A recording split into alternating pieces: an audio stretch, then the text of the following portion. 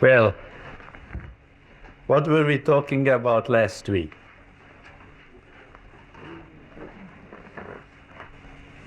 We were talking about meaning and a phenomenon as opposed to cause and effect. And we're saying that existential metapsychiatry is not interested in what is the cause and what is the effect, but what is the meaning. Yes. And we re-emphasize that there's no distinction between mind and body, but that they are one. Yes. And that a somatic symptom is a thought in physical form. Yes. And so we look for the meaning of the thought. Yes. Thank you very much. Did everybody else remember? Huh? Headaches. Headaches. You remember the headaches? Problems are lessons designed for our edification. Very good. You explicated that to the story of the man and the headache. Very good. Then God. What about God? The true nature of reality is God. Yeah. And we have to do some discovering to be able to understand harmony when our fundamental way of existence and God and the same time. I think I got it right. Yes, thank you. You're very close. Yeah. Yeah. And also, I remember that egotism was the biggest cause most of our symptoms. Yes. But we just said that there are no causes. Well, it's at the root of illness. Yes. Where did you get this word egotism? Did we mention egotism last week? I thought you did. Yeah? But yeah, in metapsychiatry, instead of egotism, we say a very fancy word. Mm-hmm. Who knows it? Self-confirmatory ideation. Now, what's the value of complicating things in such manner? Could we just say egotism? You want to get rid of the association in the word egotism. You want a pure, it's like you want your own connotation and your own. Who, me, personally? Yeah. In other words, it's just vanity. It's just egotism.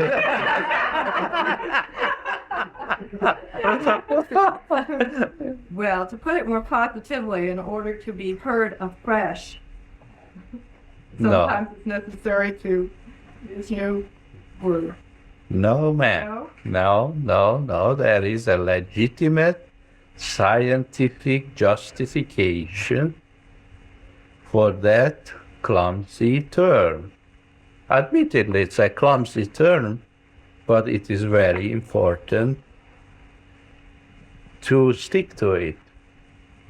What's the difference between idiotism and self-confirmatory ideation?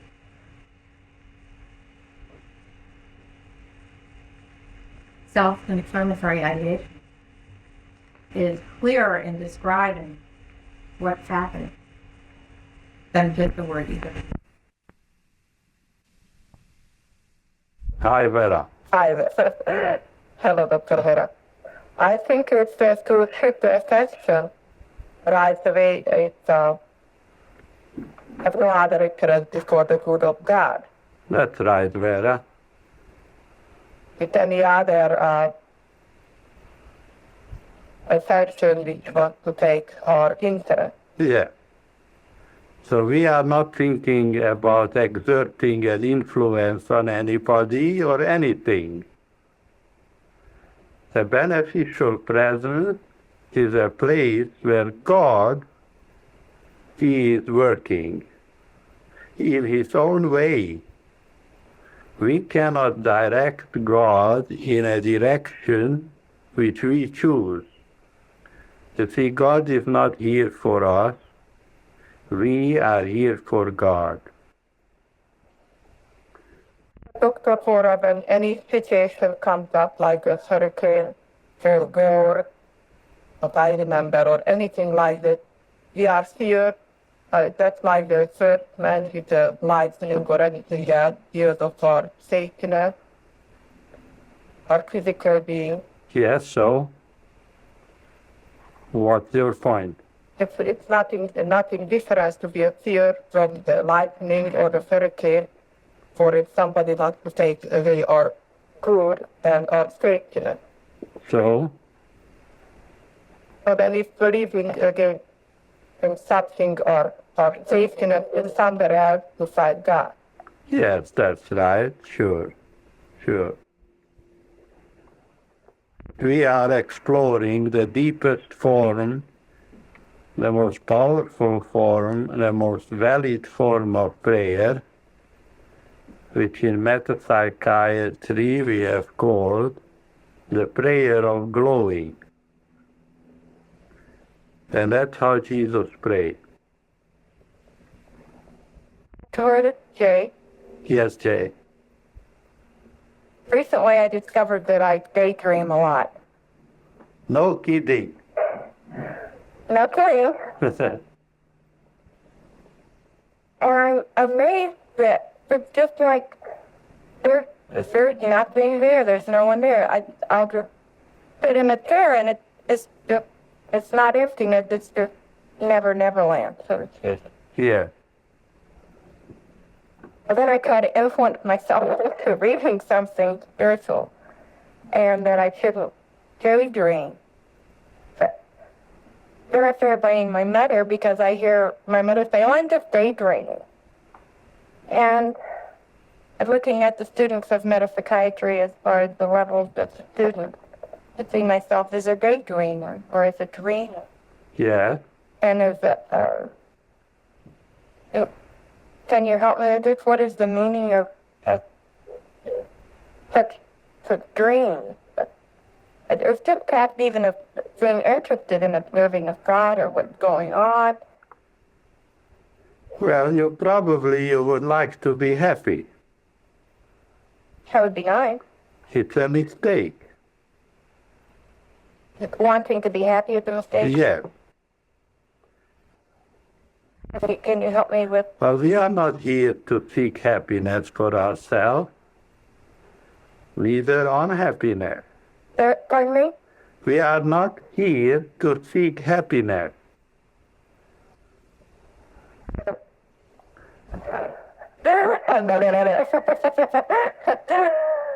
Does this startle you? It's probably everywhere. You do? Everybody looks very thoughtful. Yeah. Asking what are you here for? That's a very good question. I wonder whether somebody could answer it. Dr. Hora? Yes? Right. Who? Who is it? Larry. Faye or Jay?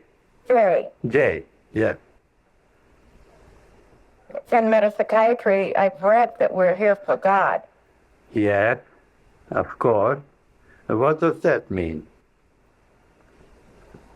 I'm not here for myself or others. That's right. So then seeking happiness is not valid. It's all right to be happy, but it is not valid to seek happiness. To seek what God wants to. That's right, exactly. Nothing else. So when I am aware of triggering, then what's needed? What's needed? The prayer of gratitude and glowing. What is the prayer of gratitude? Contemplating how wonderful God is. What a great blessing it is to know God in a valid way, in an existentially valid way. What a great privilege this is. Thank you, Dr. Hora. You're welcome, Jay. Dr. Hora? Yes? So again, Yes, Bill? I'm changing the subject of this a little bit. In meditation, I came in contact with the idea of being a real problem for me. Seeing that my life is from point A to point B, and then I must do something within that time, or the day, waking up and thinking I've got just so much time, and that it, the next month, the next year, things. And I was realizing as I was meditating what freedom I could experience without the idea of time. Is there something you could help me with that? Yes, Bill, you know there is no time. I don't know that. Yes. In divine reality, there is no time, and that's the only reality. Time is a human invention for the purposes of orientation. But if you are fully conscious of God's presence and power in your life, you can see that infinite love intelligence was and is and always will be the only reality. Therefore, you lose track of time. Well, that will occur. Hopefully, yes. And then everything happens just in the right time. Now that I've noticed that happen. Okay. Thank you. You're welcome. Dr. Hora, this is Joan. Yes, Joan? Before you start to feel that fear is good for you, Yes. and I was wondering if you could talk about that a little more. Well, the fear of the Lord is the beginning of wisdom. Have you ever heard this passage? Yes? What do you think does it mean? Would it have to do with fear of suffering? Well, that's a good idea, right? Yes, we are not here to seek happiness, and we are not here to cause suffering. We are here to be beneficial presences in the world and to manifest the qualities of God, and thereby realize our glorious freedom and inspired living, since this is the subject matter of this course. Inspired living means being totally governed by the wisdom of love intelligence, rather than the calculative mind. What occurred to me when you said that, though, is when I think about fear on the human level, or thought about what might or might not happen, then I transfer it over to metapsychiatry, and I think about the fear of what could or couldn't happen, depending on whether or not I gravitate toward spiritual path or not. I don't mean gravitate towards the spiritual path, but I seek to understand more. It somehow takes on a fear of God, sort of religious. No, we are not afraid of God, Joan. We are afraid of our own stupidity. And that's a good fear. That's a healthy fear. I see, Dr. Hora. Thank you. You're welcome. Dr. Hora, this is Georgiana. Yes, Georgiana. I have a question about inspired ideas. Yes. In a project I'm working on, basically what they've asked for is an inspired idea to solve a problem. And I was aware that I didn't have any. And I was wondering, in a situation like that, what can one do to facilitate inspired ideas? It's a new situation for me, something I've never worked with before, and I don't have any ideas. I have some information, but no inspired idea. Well, the universe is full of inspired ideas. Uh, Just like the ocean is full of water. Did you know that? I heard that. That you probably guessed it.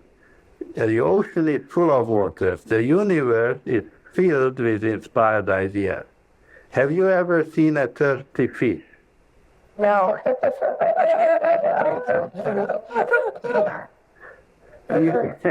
If you cannot get an inspired idea, you're like a thirsty fish. Uh, What would it take for a fish to get thirsty?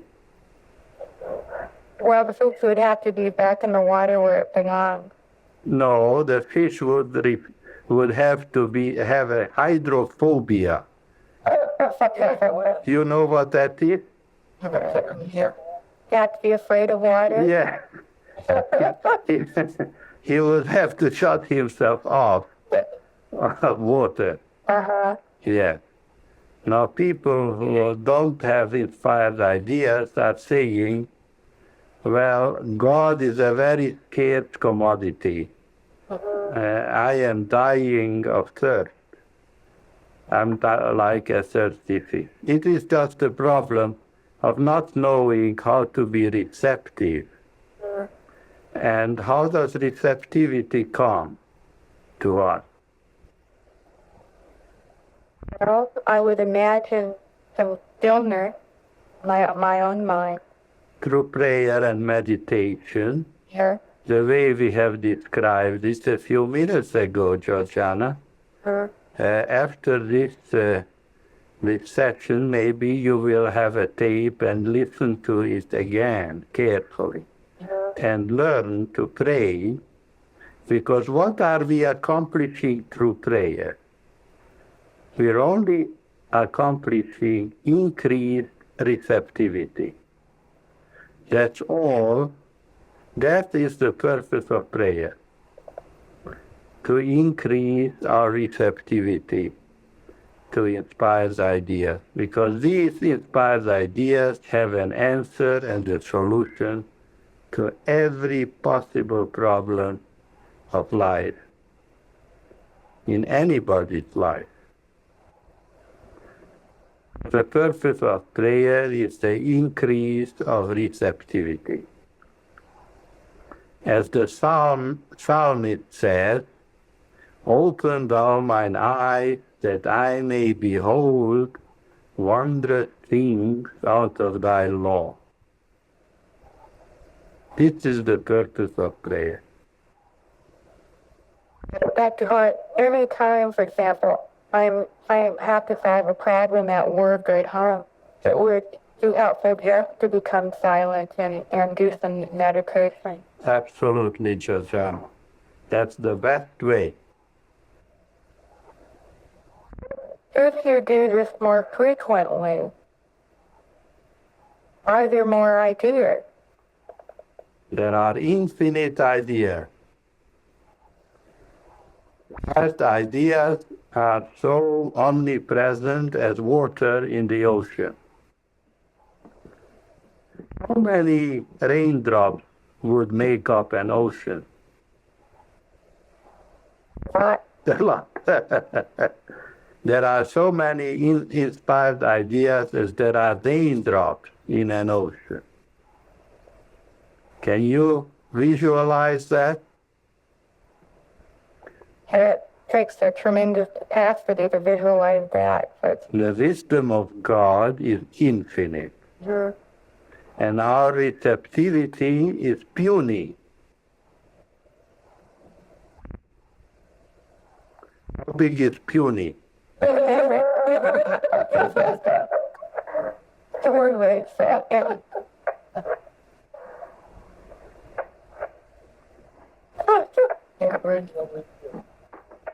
Well, that's really helpful. Thank you, Dr. Hart. You're welcome, Georgiana. Yes, Vera? Yes, pero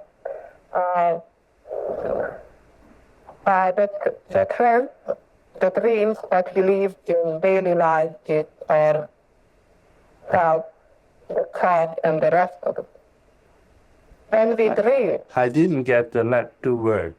okay, our daily life, Yeah, when we are living up from the filing cabinet to Yeah. the trend, a trend. Yeah, right.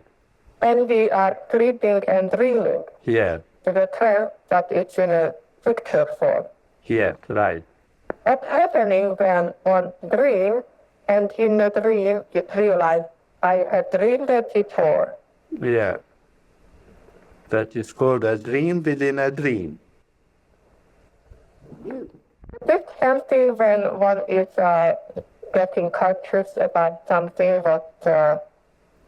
and it could be real understanding it. Well, it is a good sign when you can be aware that you are dreaming. That is the beginning of awakening. Have you noticed when we awake, how we awaken in the morning? We awaken the moment we begin to suspect that we are asleep. At that moment we begin to wake up. Yeah. And just as it is in the morning after a night sleep, so it is in life. In order to become enlightened, we have to be keenly aware of the fact that our ordinary life is a dream.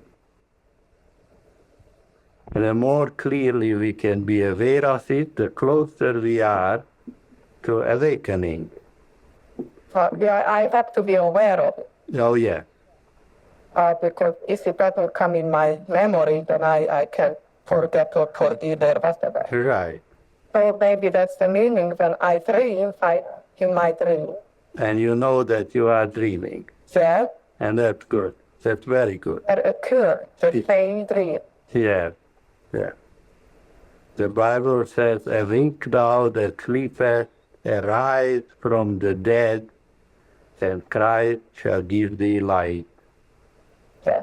And for that, if I put it together with the 3 R's, the recognition, the regret, and the realization. Yeah, So when I dream and I see the dream in my dream, I recognize it. yeah, And where is the other 2 R's? yeah, But without the other 2, I do have to be aware. Maybe just to become aware of it, yeah, I become embarrassed that because one doesn't really say the medicine is forgiven. But it means that not necessarily, Vera. Not necessarily. that's when the fear comes in me. That's the best saying, it's good to have a fear. Sometimes, yeah. Not always. Oh, what?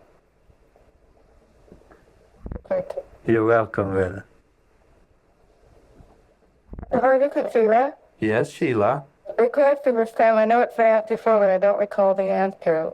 What is needed to wake up completely? Permanently. Well, I just said the first step is to recognize that you are asleep. The second step is to regret it and to be embarrassed about it. And the third step is to reorient oneself toward inspired living. Okay, thank you. You're welcome. That took a long time. Another easy job.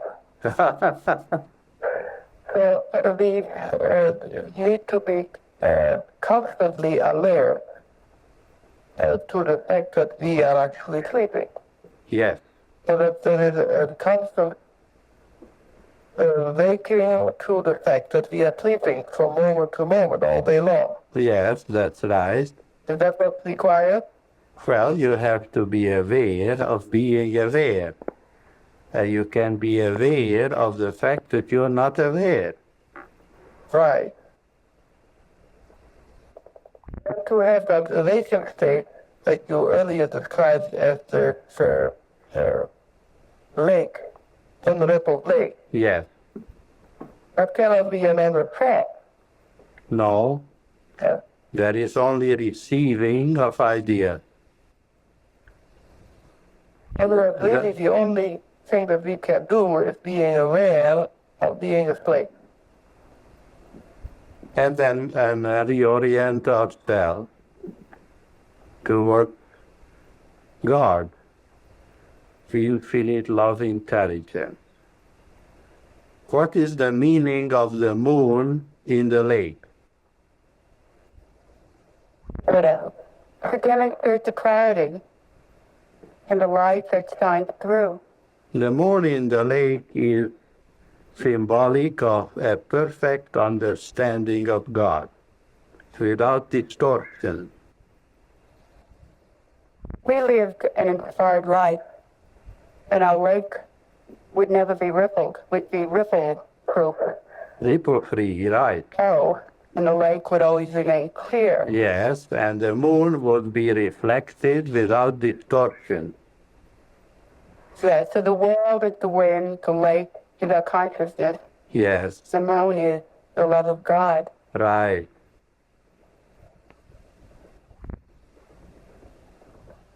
This past 2 weeks I had a perfect example of this diagnosis. I was asked to teach a class I wasn't ready to teach, but no one could teach it. There was absolutely nobody in the schedule. And they said, well, you're going to have to teach the class. So I knew I could do half the class, but I didn't think I could do all the class. And each day I prayed and I said, God only knows this subject. And every night I went through the book and said, God knows it. And the next morning I would ask the question of somebody or call different people who were alerted to the fact that I didn't know. And they answered my question, and I taught the class, and everything was very motivated. You see? I realized I was extremely happy anxiety, and I realized the happiness is letting God live the life. That's right. And I didn't really the class. Very- So I just teach the class. Very good, Roberta. Excellent. You're getting somewhere. So where is it occurring? Yes, Fern. To really shed some light on when's the meaning of dreaming that you're peaceful, or deceiving yourself that you are loving, you are peaceful, that everything is all right. This is a phenomenon that I noticed a lot along the spiritual journey, but in others too, that if you know, for instance, a meditation technique, and it can take away a sense of anxiety, so you have a trance-like unawareness that appears to be a still lake with a lot of turmoil hidden underneath. Now that is called being a phony. Spiritual phony. Yeah. It is self-deception. It's always possible. Is that the spiritual wickedness in high places? Oh, you could say that. Right. Probably that's what they meant. Yeah. See, PAGL is not a form of behavior. It is a quality of being. You cannot do PAGL. Yeah, but there seems to be peace. There seems to be harmony and peace. And that there seems to be about something erupts of some new invalid thoughts coming to remember. Have that period of turmoil. Yeah. With the period of peace, simply teaches us not be a valid angle or a certain level of understanding. We have talked about the purifying power of PAGL. Yeah. Yes. So there's always something new to be learned, but there seems to be periods of PAGL. And sometimes you open this as genuine, but it's just a phony PAGL in the church. Yes. The genuine PAGL is invariably accompanied by blessing, and healing. Only PAGL wouldn't have that. All right. Point to the clock. All right. Yeah? Bill is the timekeeper in the realm of timelessness. All right. Well, we'll continue our conversation next week with you. All right. Goodbye, everyone. 5. All right. We have here a turnout today on inspiration or trance. For trend, Trance. Trance. trend. Yes. I see. Sitting out today and on the next 3 months, we would like to have dedicated to inspired living Yeah. and understand that a little better. All right. And so what we did today is comparing or seeking to see how in ordinary life most people live in the trance or in hypnotic state. Yeah, that's true. Right. So we are already in agreement with that score.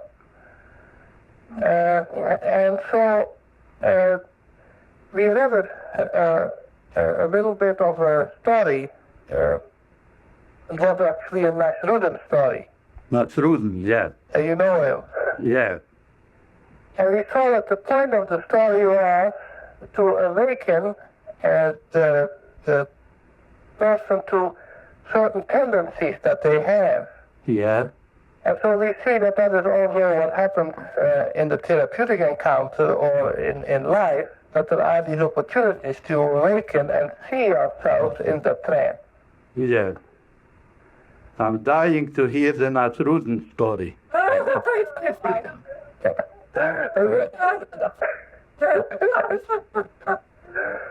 Well, to tell the story.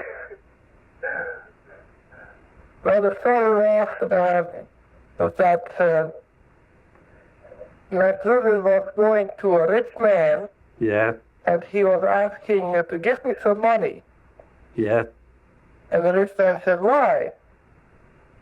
So he said he didn't know exactly what to answer. He started was hemming and hawing. Then he said to buy an elephant. Yeah. So then the rich man said, well, you don't have money to maintain an elephant. So my student said, well, I came here to get money, not advice. So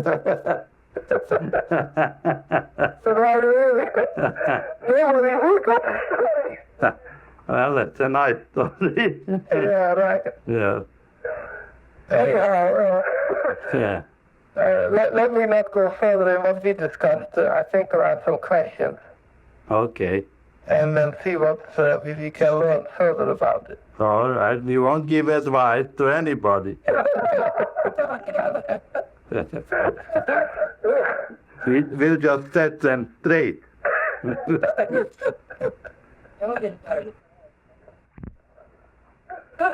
Who wants to start? Nobody does.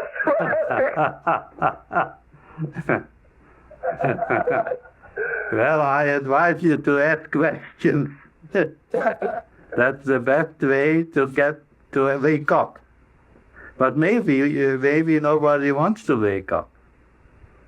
Oh, that's a good point. There is a certain inertia to the hypnotic state. Dr. Hora, this is Bill. Yes, Bill, are you awake? Are you kidding? Yes.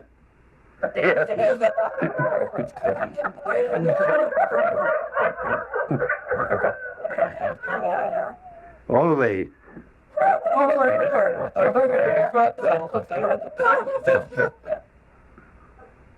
Dr. Hora, Yes. when we're in a trance, Yes. I lost my train of thought. You're in a trance.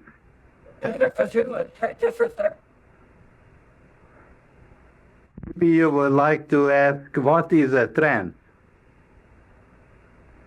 Okay. Is that what you wanted to ask? That's a good question. Yes. Could you explain it? What is a trance? Yes. The fantasy about something that you perceive as real. That's right. It is a diminished state of awareness due to mental preoccupation with some invalid idea. What happens when we are in the trance, and the trance is broken, and we get this glimpse of reality, and we fall right back into the trance? What keeps us from staying with the good thing? I mean, what constitutes the inertia of the hypnotic state? Yes. Well, it's either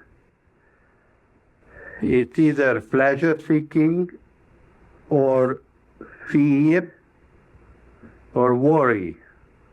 You see, the hypnotic trance can be a promise of pleasure, or it can be a promise of suffering, or punishment, or some kind of a pain. Whenever you are seeking pleasure or afraid of pain, any kind of pain, mental or physical or emotional, and you become mentally preoccupied with it, that's a trance.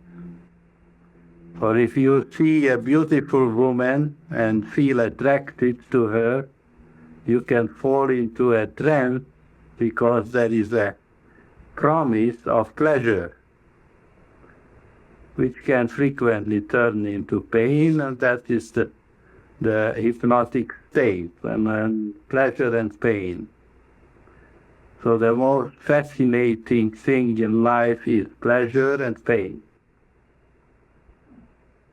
Went to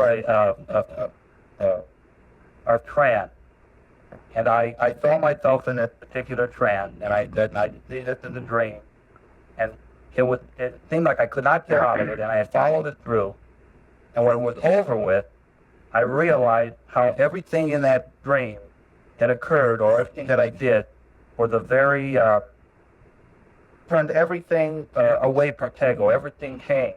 Yes. And at that moment, when I recognized it, Yes. and it was over, I became very aware and very peaceful, as though I had found PAGL. Well, that's wonderful. You see, that is the great value of understanding PAGL as a spiritual counterfact to all possible human good. The supreme good of life is PAGL, rather than orgasm. Most people think that the supreme good of life is orgasm and money. Now, metapsychiatry reveals to us that is a fallacy, and the real good is the good of God, and that we have described as PAGL. Peace and gratitude and love. There's nothing better in the world. I have noticed, Dr. Hora, that for the past few days after the thing occurred, I have been feeling very awake, very alert. That's wonderful. And I'm fearful. I'm fearful that, in another few days or down the road, it's going to, I'm going to become in that dream state again. Yes. You will help me to stay awake. Yes. You have to fear a little more. The fear will keep me awake. Well, of course. So then what you're really saying is it would be helpful for me to not try to get rid of the fear. Fear is good for you. If it is based on a memory of pleasure turning into pain. It is a really, I really think about it. I should feel grateful. Yeah, in psychiatry there is a method of treatment. It's called aversion therapy. Have you ever heard of that? Aversion therapy. An electric shock? Or electric shock, or from drug which makes you vomit, or anti-abuse drug which, if you take a sip of alcohol, makes you very sick. So this is aversion therapy. Now we can have aversion therapy in metapsychiatry too, when you understand the hypnotism of daily life, of television, of sexual attraction and excitement, or watching cockfights. You like to watch cockfights?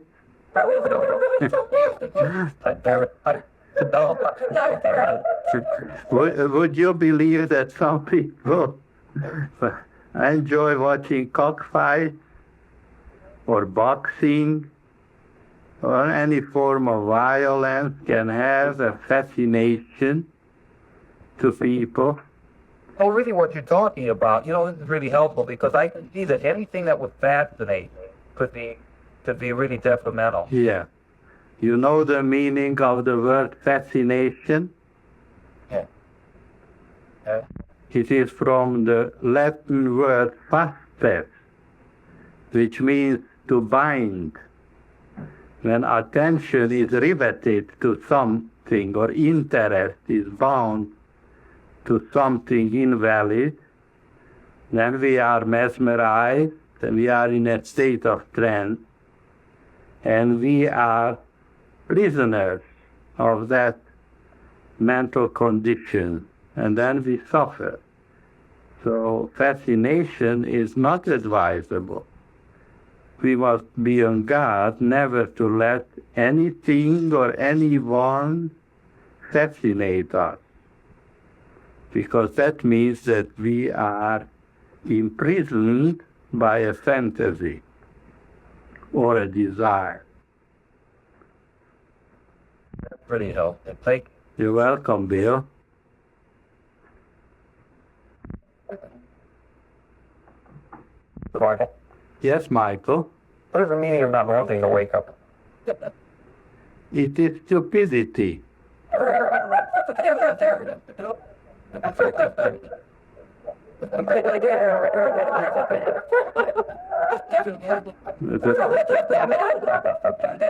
The Bible says thou art without excuse.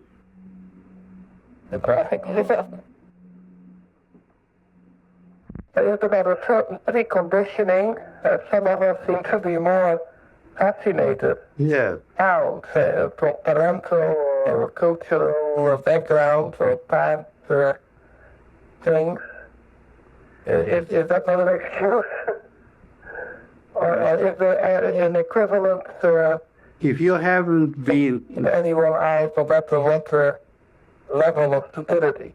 if you have been shown that there is something better in life, if you have studied metapsychiatry, if you're familiar with the teachings of Jesus, and you still don't want to wake up, that's stupidity. Today I had such an example. I asked someone, would you like to know the prayer of right seeing? And he says no. Yeah, Well, that's stupidity, don't you think? absolutely.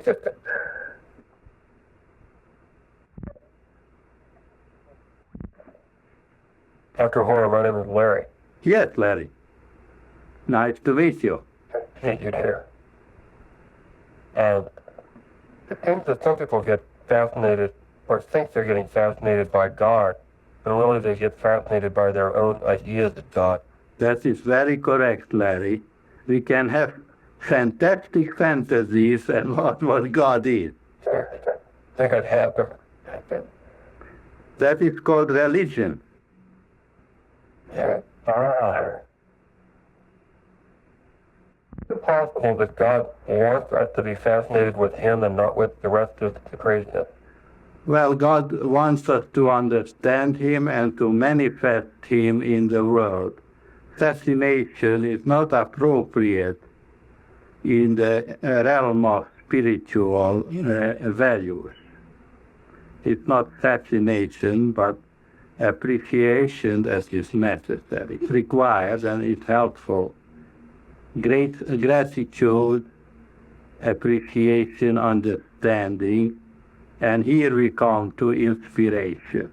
You see, when we have the proper perspective on God, we become receptive to inspired wisdom. And that's what Jesus meant when he said, or the Bible meant that when he said, to them that received him, gave he the power to be the sons of God. If we are receptive to inspired wisdom, then we are sons of God, because the divine love intelligence governs our affairs. That's inspired living, when we are totally divinely governed. All our intelligence and love and creative ideas come to consciousness through a process called inspiration. We are under divine mind's control, and that is the enlightened life. The dynamic of enlightened life is inspiration. So, the appreciation of God then is one appreciation that would never be binding or therefore fascinating. No, it's liberating, Larry. Yeah. Fascination is imprisoning and limiting. And inspiration is liberating. You're welcome, Larry. Hora, Yeah. this is Fern. Yes, Fern. I'd like to understand a little bit more about when we wake up, when we see through the dream, and it seemed like you were saying to me that the meaning of us falling back has to do with anything we value. If we think we're going to get pleasure when we're cherishing it, Yeah. hearing something or we're hearing something, that our value is too interested in the dream and we still think we're going to get something out of it. That's right. And recently it was pointed out to me that there was a desire to influence my loved one, and that I was frustrated with this desire and not seeing it. Yeah.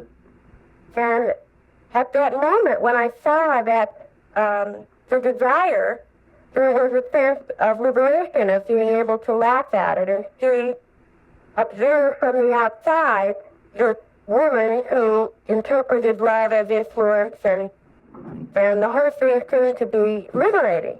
That's good. As I worked with the idea in the next 2 days, it seemed like I sunk further into a trance where I have the idea that my whole human life was unrealistic. We're never going to be an influence on our loved ones. What's it for? Why have children?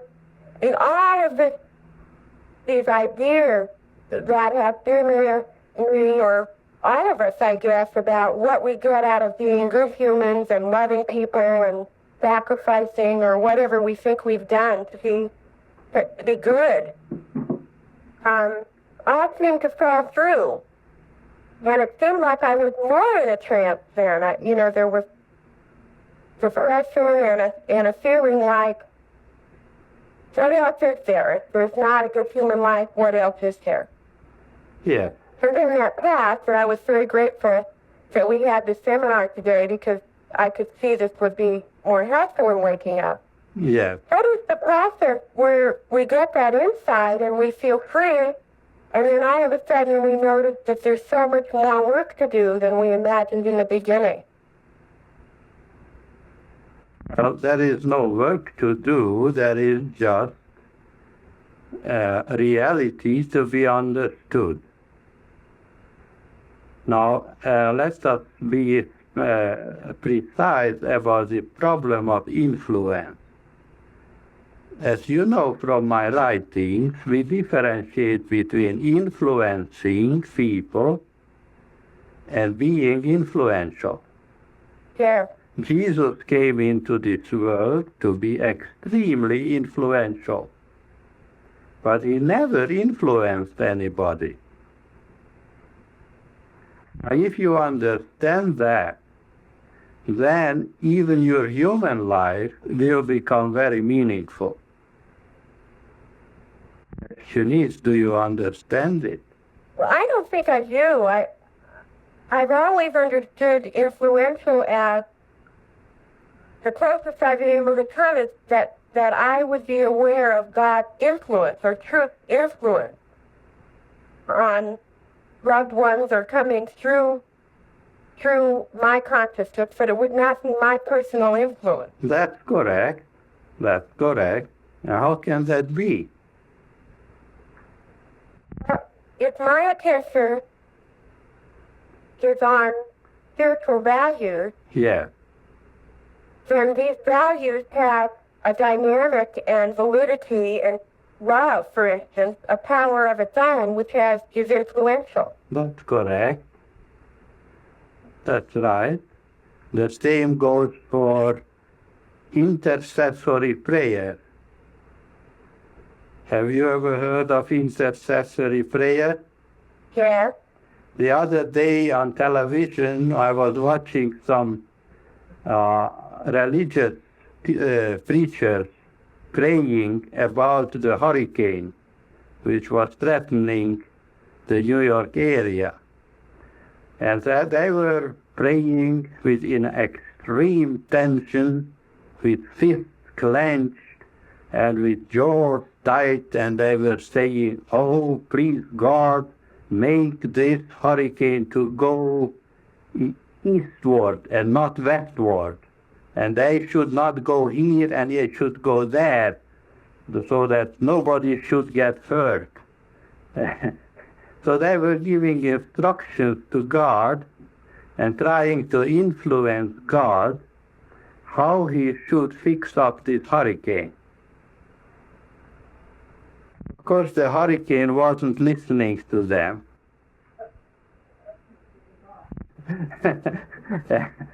So this is not prayer. This is, unfortunately, in religion, many religious prayers are nothing else, are either nagging God or petitioning God or telling God what he should do.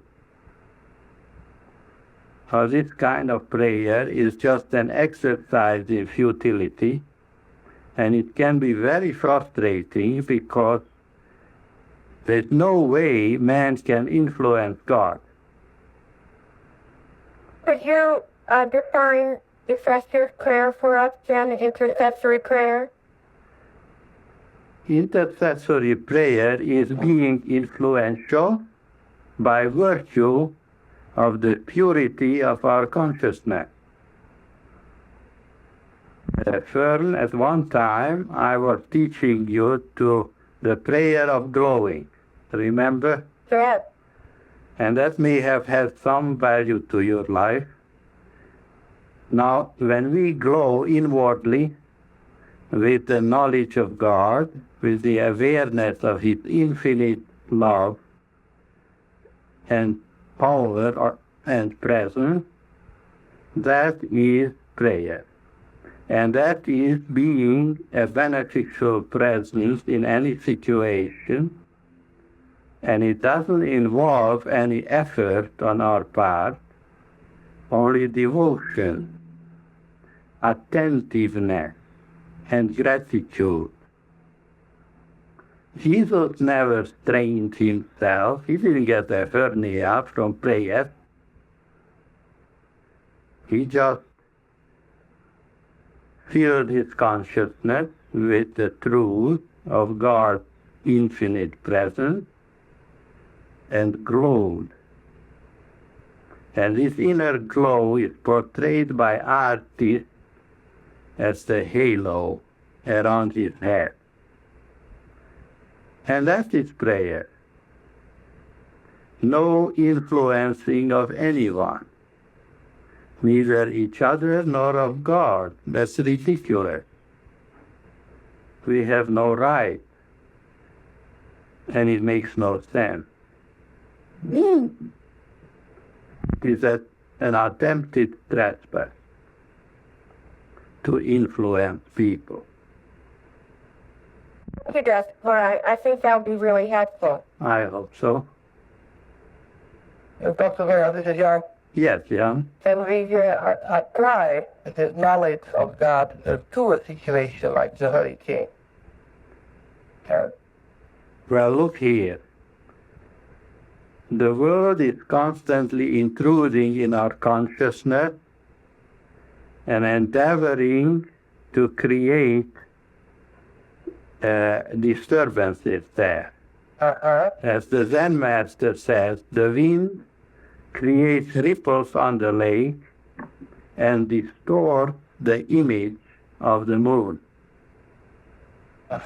This is unenlightened consciousness which doesn't know how to pray. Enlightened consciousness remains peaceful and calm like a lake on a windless night